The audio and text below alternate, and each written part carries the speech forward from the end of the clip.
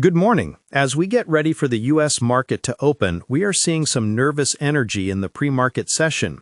Opendoor Technologies, ticker OPEN, which closed yesterday at $8.48, is currently quoted at $8.44 per share as of 9:11 a.m. Eastern Time. That's a dip of about 0.5%. Now, the immediate expectation for most people, especially those just glancing at their Robinhood app or SoFi Invest dashboard, is to see this as just noise. Opendoor is a name that's been synonymous with volatility and failure. The common belief is that this company is a relic of the zero interest rate policy era, a failed iBuyer that, like its defunct competitors Zillow Offers and Redfin Now, was built on a broken model of flipping houses. The narrative is that this company is dead money, a high-risk gamble permanently crushed by high mortgage rates. But the reality of what is happening with this stock is so much more critical than a minor pre-market tick. That $8.44 price isn't just noise. It's the market's nervous, shaky attempt to find a floor after the company was hit by a freight train last week. This stock is in the middle of a brutal, identity-shattering transformation, and last week's earnings report was the moment of truth. The market is still digesting the company's third quarter 2025 earnings, which were released after the bell last Thursday, November 6th. And to put it mildly, the numbers were a disaster. The stock plunged over 14% in after-hours trading that day, and what you're seeing now is the aftershock. The expectation was for a challenging quarter. The reality was an operational nightmare that confirmed every bear's worst fears about the old business model. Net revenue didn't just slide, it collapsed. It came in at $915 million, a staggering 33.6% drop from the same period last year. The company posted a net loss of $90 million and missed analyst estimates on earnings per share. This wasn't a soft patch. This was the housing market, in no uncertain terms, rejecting Opendoor's old way of doing business. In fact, management admitted on the call that, ignoring the pandemic disruption, they bought fewer homes in the third quarter than at any time since 2017, when the company was just a tiny startup. The iBuying engine had completely seized. And if that wasn't bad enough, the guidance for the next quarter, the one we are in now, was even more terrifying. Management guided for Q4 revenue to decline another 35% sequentially from this already disastrous Q3, and for their adjusted EBITDA loss to actually widen to between $40 million and $55 million. So let's be clear. The stock is at $8.44 because the company's core metrics are in a state of free fall. This is not a stock you'd find in a safe Fidelity ETFs or Fidelity mutual funds portfolio. This is a five-alarm fire. But here is the critical pivot, the contrarian take that separates a surface-level analysis from a deep one. The market is pricing this stock as if it's the funeral for Opendoor. What many are missing is that this was the funeral, but only for Opendoor 1.0. The company is in the middle of a radical, high-stakes pivot to Opendoor 2.0, led by its new CEO, Kaz Nijatin. The Q3 numbers were the legacy model's hangover, the final painful purging of old, low-margin inventory that was bought incorrectly. The real story is whether the new model can rise from these ashes. This new model is a completely different animal. The CEO said it himself in the earnings call. Opendoor is a software company. We're not a hedge fund waiting for macro to turn around. This is a fundamental shift in identity.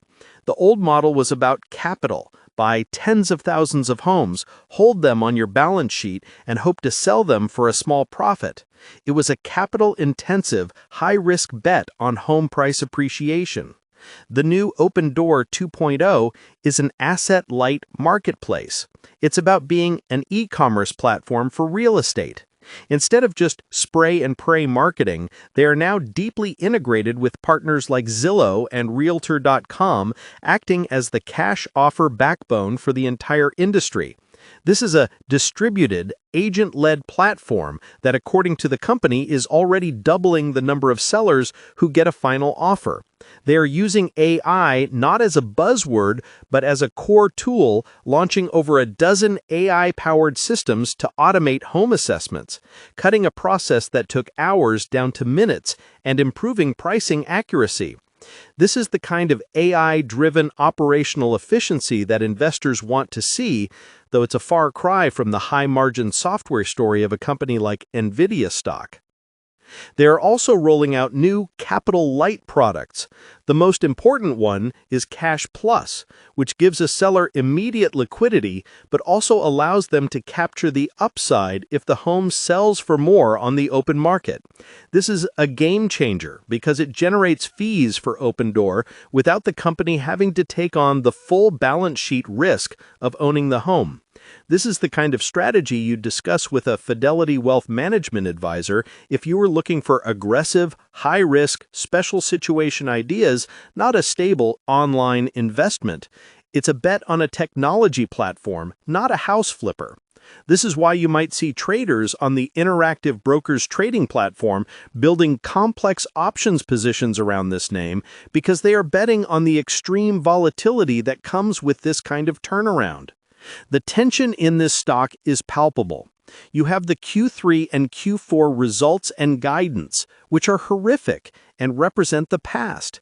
But then you have one data point that represents the future. Buried in the call, management said they are targeting a 35% increase in home acquisitions in Q4. This is the signal. This is management saying we have purged the old inventory and are now turning the new AI-driven, higher-margin buying machine back on. This is the entire bull case. The bet is that this new, smarter, asset-light machine can scale up in a brutal housing market, one in which 30-year mortgage rates are still at 6.22%, and the market is in choppy waters. This is not an easy task. The Fed has started to cut rates, but the affordability crisis is real. This is why this stock is not for someone just starting with self-investing or using a SoFi robo-advisor.